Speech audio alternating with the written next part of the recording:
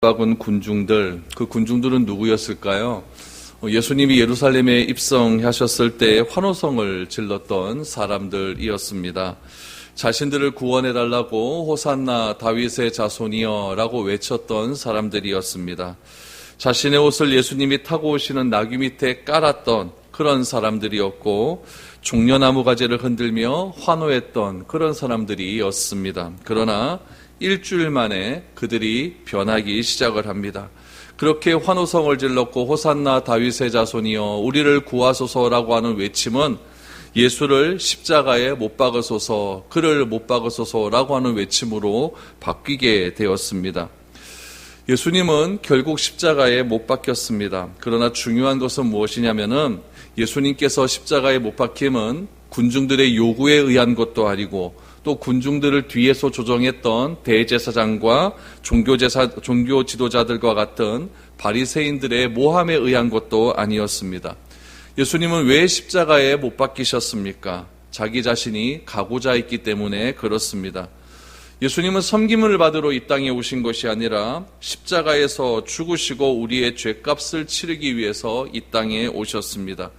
그래서 예수님은 이 십자가의 사건을 무엇으로 규정하시냐면은 제2의 출애굽 사건으로 규정을 하십니다. 그래서 오늘 본문에 등장했던 십자가에서 예수님께서 죽으시고 일어난 여러 가지 사건들, 또 군인들이 또 행했던 이야기들, 또 예수님의 다리가 꺾이지 않았던 그런 이야기들은 유월절 어린 양과 밀접한 관계가 있습니다. 그래서 예수님 자신은 어린 양으로서 이렇게 죽었다라는 것을 그렇게 밝히셨고 그 사건이 곧 제2의 출애굽 사건이라는 것을 그렇게 밝히게 됩니다. 그리고 38절 이하에 보면은 아리마대 사람 요셉과 또 니고데모가 등장을 하게 되는데 이 두 사람의 등장과 이 두 사람이 시체를 정리하는 과정은 왕의 장례를 준비하는 과정과 똑같다는 것을 우리는 알게 됩니다.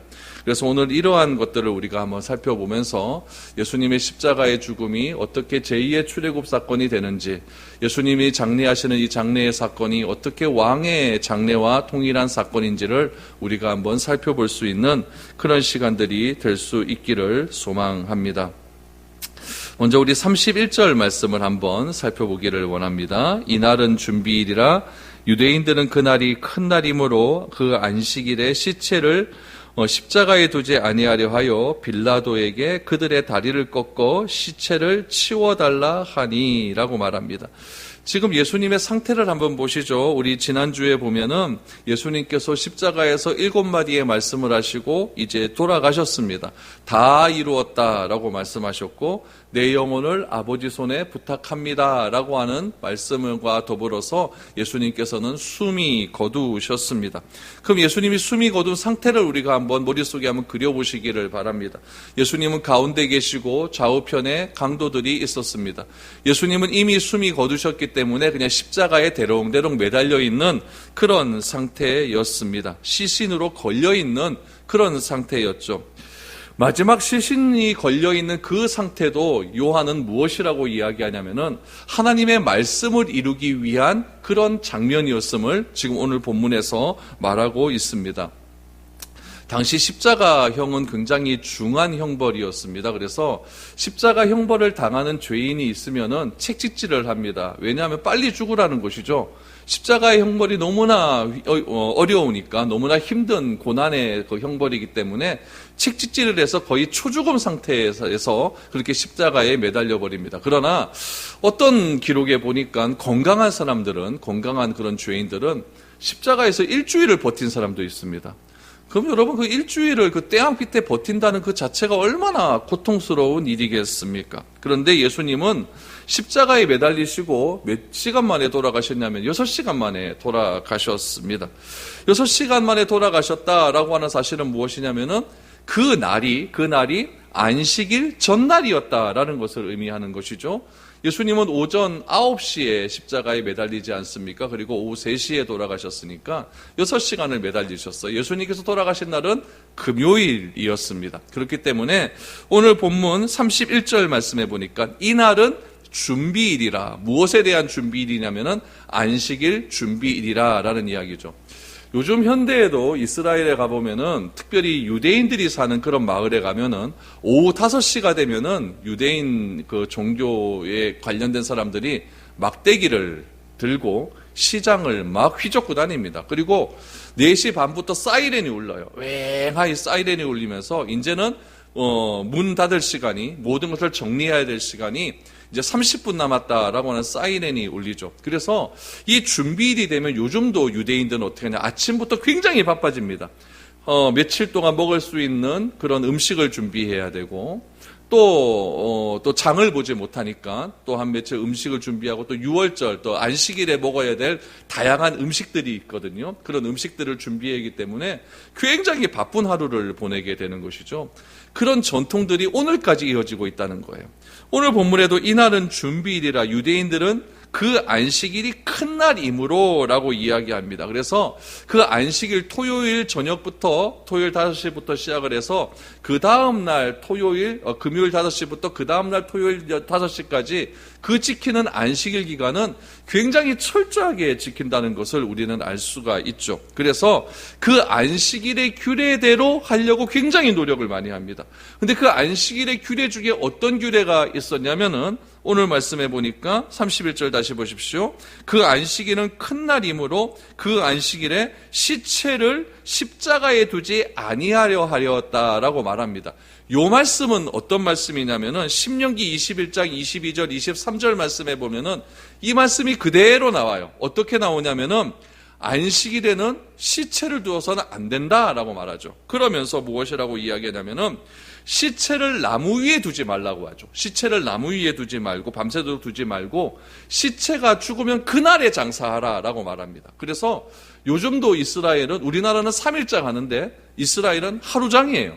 그날 죽으면 그날 장사를 한다는 얘기죠. 그래서 아직까지도 이 말씀을 그대로 지키고 있다는 겁니다. 그럼 왜 그렇게 해야 되느냐?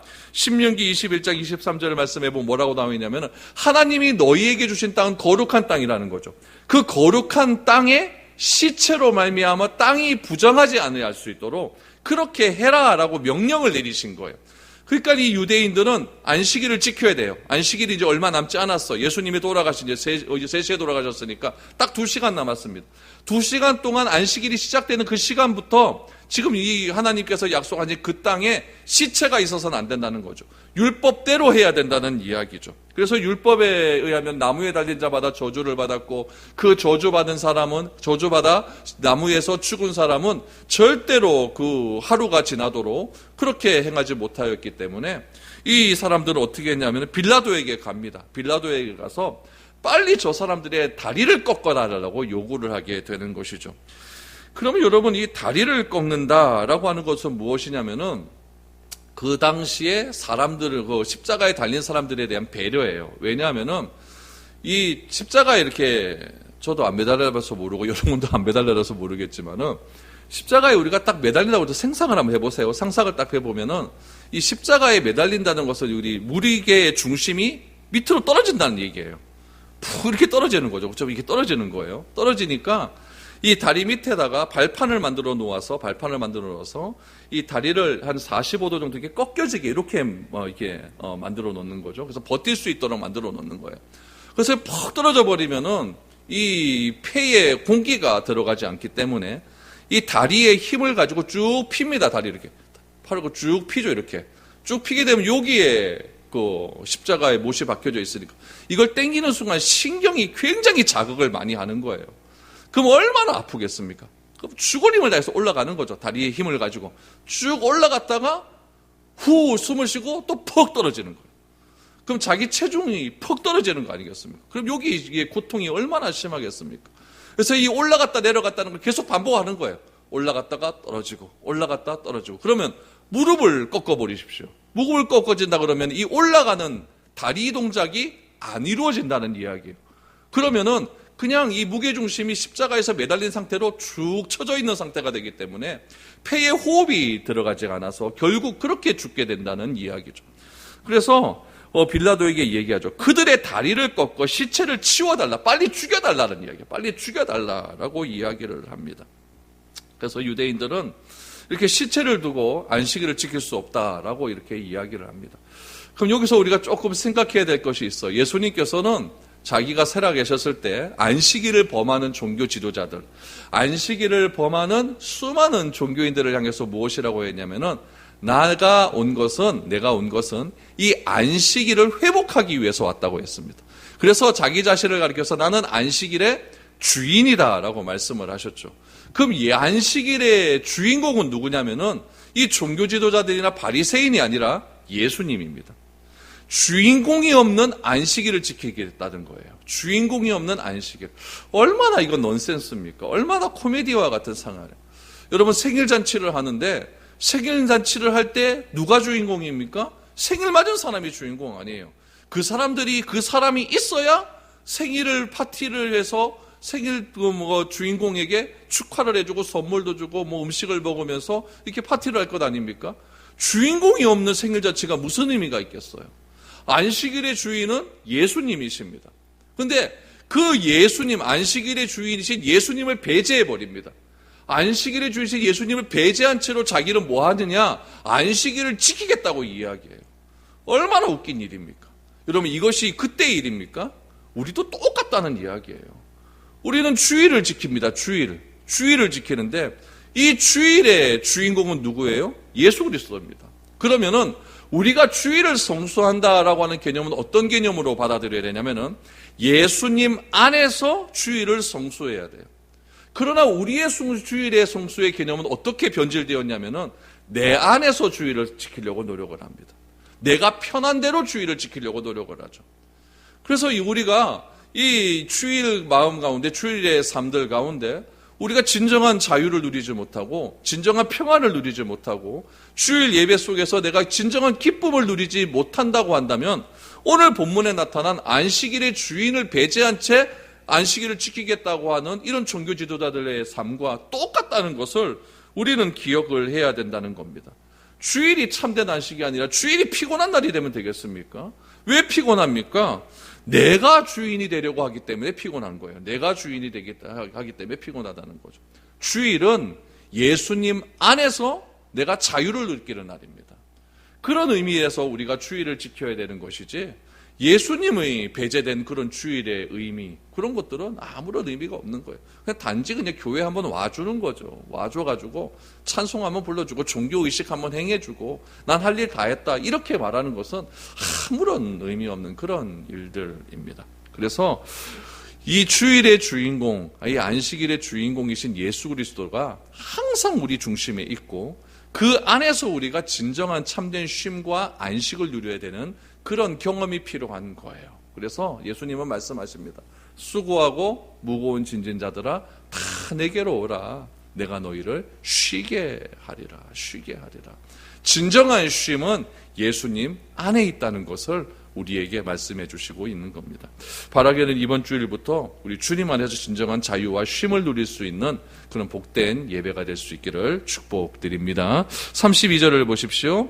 군인들이 가서 예수와 함께 못 박힌 첫째 사람과 또 그 다른 사람의 다리를 꺾고라고 이야기를 하죠. 그러니까 예수님 좌우편에 있던 당도는 아직 안 죽은 겁니다. 안 죽었기 때문에 그들의 다리를 꺾어버렸습니다. 꺾었기 때문에 그들은 이제 숨이 거두게 되었죠. 그래서 예수님께로 온 거예요. 이제 예수님께로 왔는데 예수님께로 와 보니까 예수님은 이미 죽어 있었죠. 죽어 있으니까 다리를 꺾을 필요가 있습니까? 없습니까? 없다는 이야기예요. 그 이야기가 33절, 34절에 나오죠. 예수께 이르러서는 이미 죽은 것을 보고 다리를 꺾지 아니하고 그중 한 군인이 창으로 옆구리를 찌르니 곧 피와 물이 나오더라. 여러분, 예수님의 다리를 꺾지 않았다라고 하는 것도 다 율법에 나온 이야기입니다. 우리 시편 34편 19절 20절 말씀에 보면 이런 말씀이 있어. 의인은 고난이 많으나 여호와께서 그의 모든 고난에서 건지시는도다. 그의 모든 뼈를 보호하시며 그 중에서 하나도 꺾이지 아니하도다. 하나님께서 예수님의 뼈를 보호하셨다는 거예요. 의인은 고난은 당하지만은 하나님께서 그의 모든 것들을 지키신다는 거죠. 그래서 그의 뼈 중에서 하나도 상하지 않게 하신다, 꺾이지 않게 하신다라고 하는 시편의 기록대로 예수님의 뼈는 꺾이지 않았습니다. 제가 이 말씀 서두에도 말씀드렸다시피 예수님께서는 이 십자가의 죽음을 제2의 출애굽 사건으로 해석을 하셨습니다. 그래서 자신이 출애굽을 할 때 어린 양으로서 그렇게 십자가의 죽음을 말씀하셨는데, 그 의인의 그 십자가의 죽음이 어떻게 유월절 어린 양의 죽음이 될 수 있을까? 이것도 여러분 민수기 9장에 보면 나와요. 민수기 9장 11절 12절 말씀해 보면은 무엇이 나오냐면은 유월절을 지날 때 무엇을 먹어야 되는가에 대한 규례가 나와요. 그럼 민수기는 아직까지 출애굽 전의 일이거든요. 출애굽 전이니까 유월절을 지킬 때, 다시 말하면은 이스라엘 백성들이 애굽에 들어가서 출애굽할 것을 미리 모세 때 알게 하셨다는 이야기죠. 민수기 때 미리 알게 하셨다는 이야기. 그때 유월절 때는 어떻게 해야 되는가가 나오는데, 유월절은 우리 1월 14일, 15일 이렇게 나오는데, 이때는 무엇을 해야 되느냐, 먹는 것이 무엇이냐면은 무교병을 먹습니다. 무교병은 뭐냐면은 그냥 그냥 밀가루떡이에요. 밀가루떡 이렇게 생각하시면 됩니다. 밀가루떡이에요. 밀가루 찌짐. 그런데 맛 되게 없습니다. 간이 안 돼 있는 밀가루 전병 이렇게 생각하시면 되죠. 그것을 무엇과 먹냐면은 쓴 나물에 싸서 먹습니다. 쓴 나물에 싸서 먹고 그 다음에 양을 잡아서 먹는데, 그 양을 어떻게 잡냐면은 보통 보면은 다리도 꺾고 목도 꺾어서 양이 고통스럽지 않게 이렇게 죽게 만들어 버리는데, 유월절은 어떻게 양을 잡냐면은 다리를 하나도 안 꺾어요.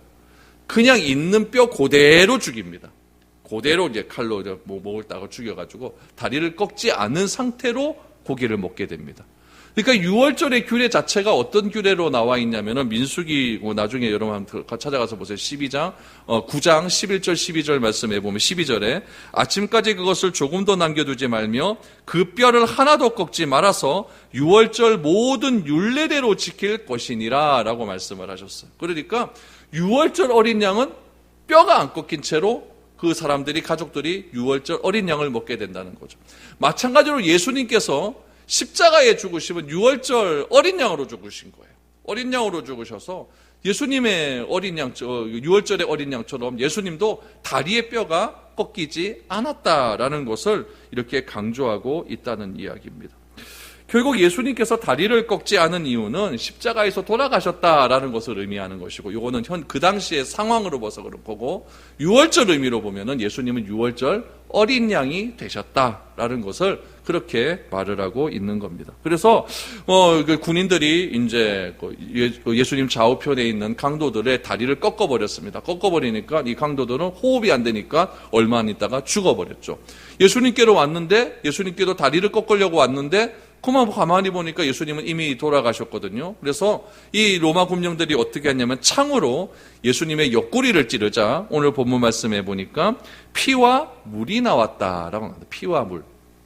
여러분, 우리 신약 성경을 읽으실 때 이 물이라고 하는 개념이 나오면 이 물은 무엇을 상징하는 거냐면은 성령을 상징한다라고 여러분들이 기억을 하시면 좋습니다. 니고데모가 밤에 예수님을 찾아오지 않습니까? 찾아와서 예수님께서 무엇이라고 말씀하셨냐면은 물과 성령으로 거듭나지 아니하면 하나님 나라에 들어갈 수 없다라고 말씀을 하십니다.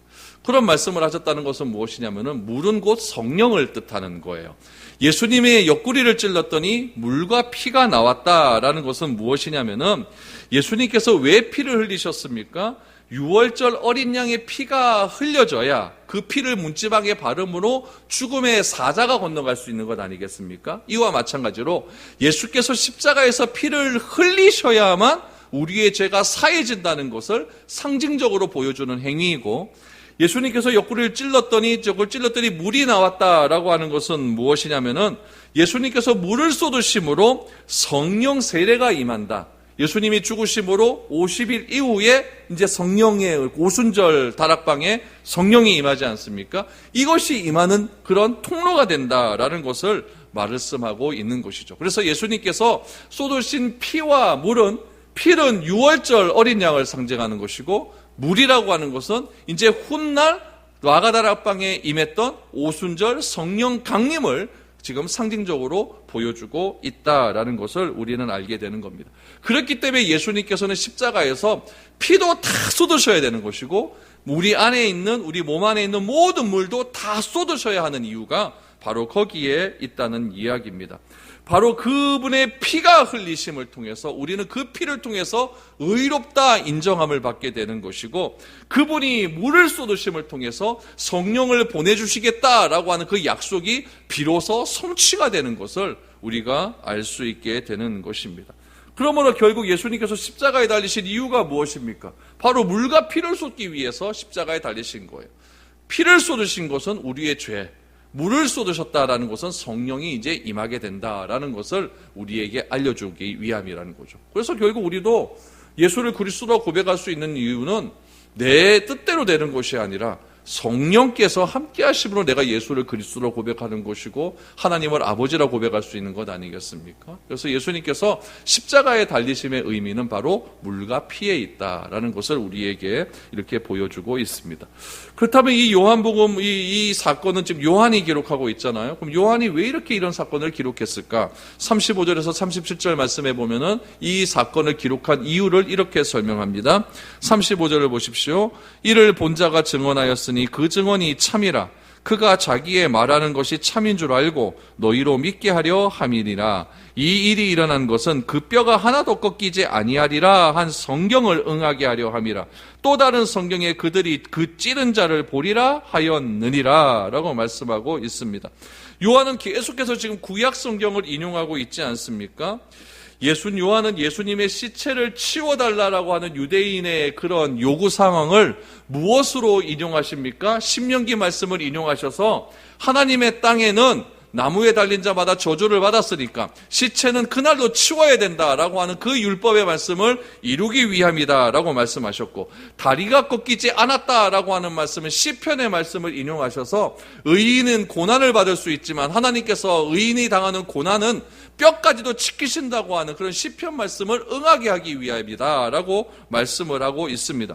또 37절 말씀해 보니까 다른 성경에 그들이 그 찌른 자를 보리라, 그 찌른 자를 보리라. 그 다른 성경은 무엇이냐면 스가랴서 말씀을 인용하는 거예요. 스가랴서 말씀을 인용함을 통하여서 구약 선지자의 예언이죠. 그 예언의 말씀을 그렇게 인용했다라는 겁니다. 그러면 여러분 보세요.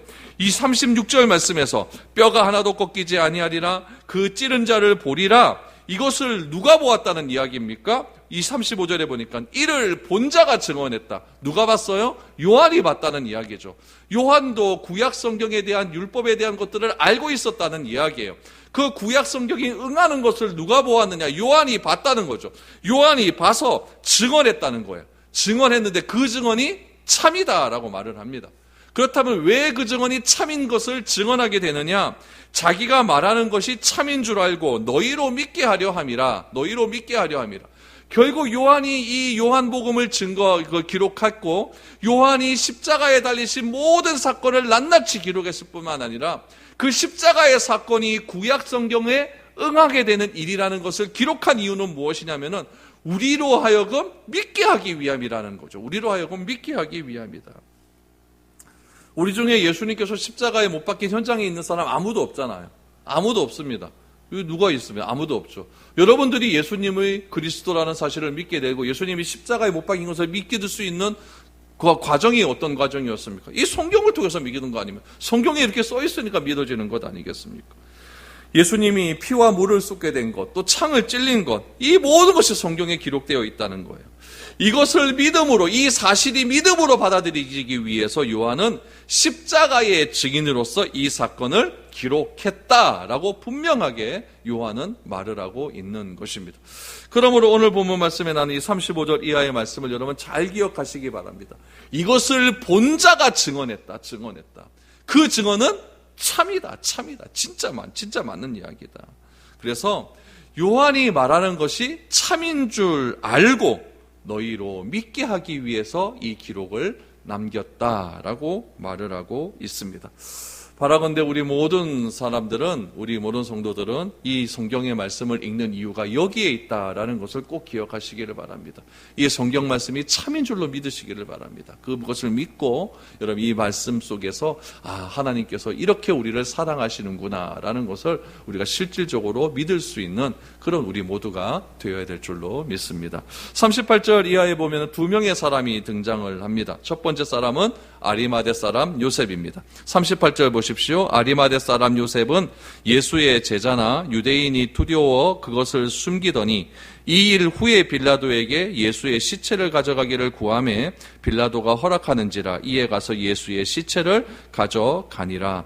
여기서 여러분 38절에서 아리마대 사람 요한에 대한 이야기를 좀 우리가 정보를 좀 알 수 있습니다. 아리마대라고 하는 것은 동네 이름이에요. 그래서 아리마대라는 동네에 사는 사람 요한이라고 하는 이름이 흔해 빠진 이름이거든요. 그러니까 동네 이름을 갖다 붙인 거죠. 그래서 아리마대라고 하는 동네에 사는 요한. 그 요한은 어떤 사람이었느냐? 예수의 제자였어요.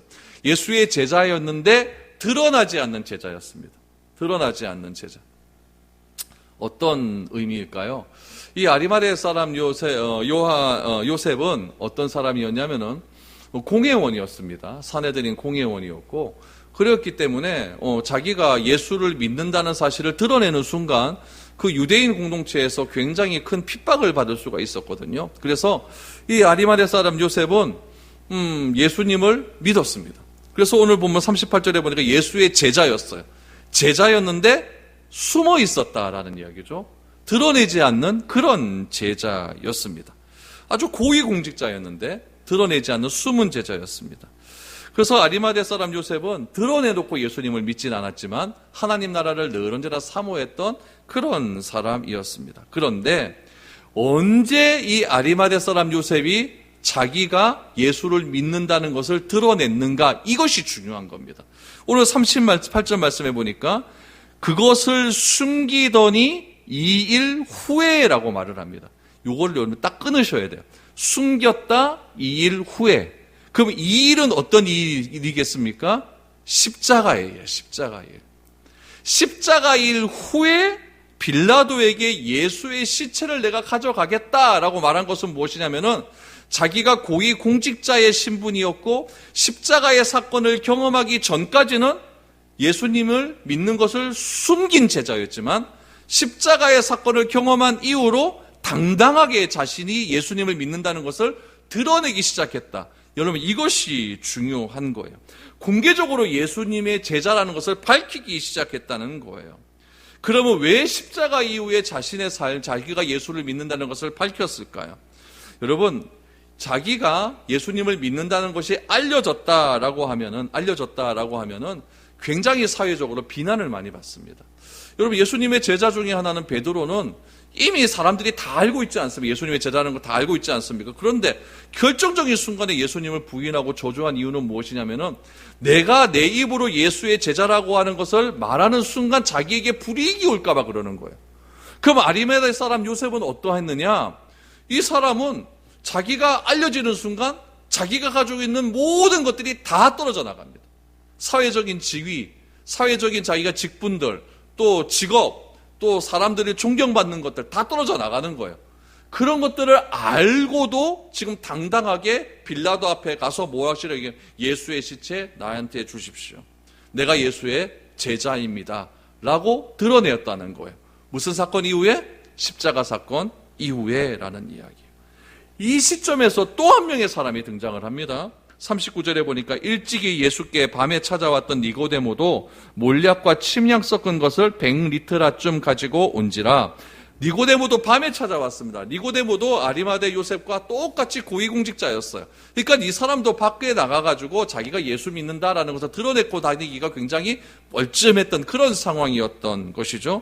그런데 이 니고데모에게 있어서 한 가지 풀리지 않는 숙제는 무엇이냐면은 예수님께서 거듭나야 한다.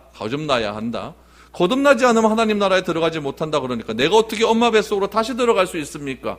예수님께서 하신 말씀이 물과 성령으로 거듭나지 않으면 너가 하나님 나라를 보지 못한다. 이 말씀이 늘 언제나 걸림돌이 되었다는 거예요. 그러던 중에 그 말씀이 이해가 되었다는 이야기죠. 그 말씀을 믿게 되었어요. 그래서 이 니고데모도 어떻게 했느냐? 예수님의 십자가 사건 이후에 빌라도에게 찾아갑니다.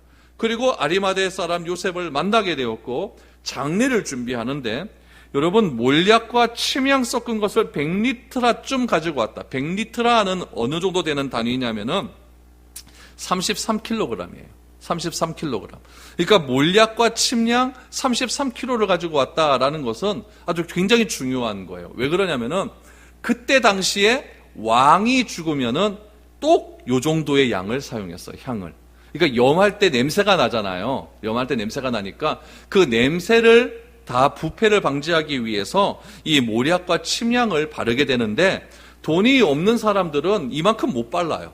그런데 왕은 33kg 정도 되는 이 향을 발랐다라는 이야기죠. 아리마대 이 니고데모가 33kg 100리트라를 가지고 왔다라는 것은 무엇이냐면 예수님을 유대인의 왕으로 인정했다라는 것을 우리에게 알려주고 있는 것이죠. 요셉은 자신의 가문이 사용하기로 했던 그 무덤을 예수님께 드리는데 그 무덤이 어디에 있었느냐? 동산에 있었다라고 이야기를 하고 있습니다. 여러분 40절에서 42절을 보십시오. 이에 예수의 시체를 가져다가 유대인의 장례법대로 그 향품과 함께 세마포로 쌌더라. 예수께서 십자가에 못 박힌 곳에 동산이 있고 동산 안에 아직 사람을 장사한 일이 없는 새 무덤이 있는지라. 이날은 유대인의 준비일이요 또 무덤이 가까운 고로 예수를 거기 두니라. 어디에 있다? 동산에 두었고 아무도 사용하지 않았다라고 말을 합니다. 이것은 무엇이냐면 왕이 죽을 때 이렇게 했다는 이야기예요. 왕의 무덤은 항상 동산에 있었고 그 동산 가운데 있는 왕의 무덤은 아무도 사용하지 않는 그런 굴이어야 된다는 이야기죠.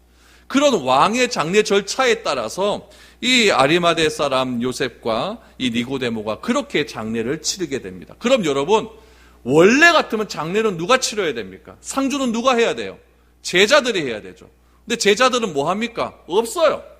누가 합니까? 전혀 뜻밖의 사람이 와서 예수님의 장례를 그렇게 치르게 되었다라는 이야기입니다. 예수님은 이 땅에 왕으로 오셨습니다. 왕으로 오셨지만은 예수님은 어디에서 태어나십니까? 마구간에서 태어나십니다.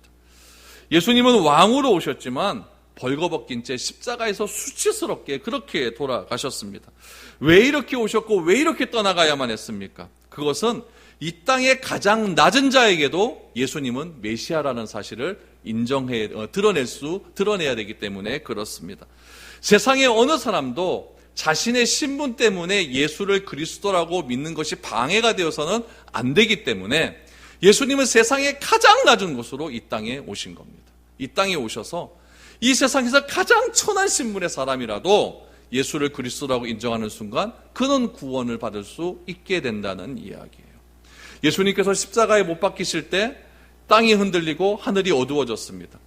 그때 백부장은 어떻게 했느냐? 로마의 군대 백부장은 저 사람은 진실로 하나님의 아들이었다라고 그렇게 고백을 합니다. 아리마대 사람 요셉은 이 일 후에 빌라도에게 담대하게 가서 예수님의 시체를 요구합니다. 밤중에 찾아왔던 니고데모 또한 예수님의 왕되심을 인정하며 예수님의 왕으로서의 장례식을 그렇게 드러내며 자신이 제자라는 사실을 그렇게 이야기하게 됩니다. 죽으심을 통해서 많은 사람들이 예수님이 누구인지 고백하는 장면이 복음서에 증명되어 있습니다. 그렇다면 우리도 예수님의 십자가의 죽음을 믿는다면 나도 드러낼 수 있는 겁니다. 그 십자가의 죽음 앞에서 우리는 예수님을 무엇으로 고백을 하고 있습니까? 십자가의 죽음 앞에서 우리도 당당하게 이들처럼 나에게 손해가 온다 할지라도 나는 예수님을 믿습니다라고 그렇게 당당하게 고백할 수 있겠습니까? 그때가 여러분 은혜 받을 때라고 생각하십니까? 그때가 내가 기적을 체험할 때라고 생각하십니까? 성경은 여러분 기적을 체험하고 병을 낫았다고 해도 그 병 낫는 순간에 예수를 그리스도라고 고백한 사람 잘 나와 있지 않습니다. 누가 예수를 그리스도라고 고백합니까? 누가 당당하게 세상 속에서 내가 예수를 믿는다라고 당당하게 제자됨을 고백합니까? 십자가의 현장에서 있었던 그 사람들, 그 사람 입에서 예수의 십자가 사건과 내가 제자라는 사실이 드러내기 시작을 한다는 이야기예요. 여러분, 내가 그리스도라는 사실이 드러내는 것이 부담스러울 때가 있습니다. 그러나 십자가를 바라볼 때, 십자가에 죽으신 예수님을 내가 바라볼 때 내가 십자가의 그 현장에 있어야 되지만 예수님이 내 대신 십자가의 현장에 있었다는 사실이 믿어지는 순간 우리는 당당해질 수가 있는 겁니다. 또 하나 분명한 사실은 십자가에 달려 죽어야 될 사람은 나였지만은 나 대신에 예수님이 대신 죽었다는 사실이 믿어지는 순간 나는 세상에서 나에게 어떠한 불이익이 온다 할지라도 나는 예수님을 드러낼 수 있는 사람이 될 수 있는 것입니다. 그래서 숨어있던 아리마대 요셉과 니고데모는 십자가의 현장에서 당당하게 예수의 시체를 요구했고 향유를 가지고 와서 당당하게 자신을 드러내면서 장례를 준비할 수 있었던 것이죠. 우리는 내가 그리스도인이라고 하는 사실을 커밍아웃 해야 됩니다. 여러분, 동성애자들이 숨어 있다가 내가 동성애자다라고 이야기하는 것을 커밍아웃 한다라고 이야기합니다. 여러분, 그것은 보통 용기가 있는 행위가 아니에요. 내가 동성애자를 옹호하는 것이 아니라 커밍아웃 하는 것은 보통 용기가 아니에요. 왜냐하면 사회적 지탄을 굉장히 많이 받거든요. 우리는 어떻습니까? 나는 커밍아웃 할 수 있습니까? 무엇에 대한 커밍아웃입니까? 내가 예수를 믿는다. 세상 속에서 당당하게 내가 불이익이 좀 온다 할지라도 나는 예수님을 믿습니다라고 당당하게 드러낼 수가 있을까요? 여러분, 우리가 십자가에 달리신 예수님을 경험할 때, 십자가의 현장을 내가 경험할 때 우리도 그렇게 당당하게 예수님을 드러낼 수 있을 것입니다. 그것이 바로 예수님께서 이 땅에 오신 이유이고 예수님의 그 이 땅에 오신 이유를 통하여서 우리는 온전하게 참된 그리스도인이 될 수가 있는 것입니다. 이 소명의 자리로 우리 모두가 갈 수 있기를 축복합니다. 그래서 어느 곳에 가든지 나는 예수를 믿는 그리스도이라는 사실을 부끄러워하지 않고 당당하게 드러낼 수 있는 그런 저와 여러분들이 되어야 될 줄로 믿습니다. 그런 은혜가 우리 모든 사람 가운데 넘쳐날 수 있기를 축복드립니다.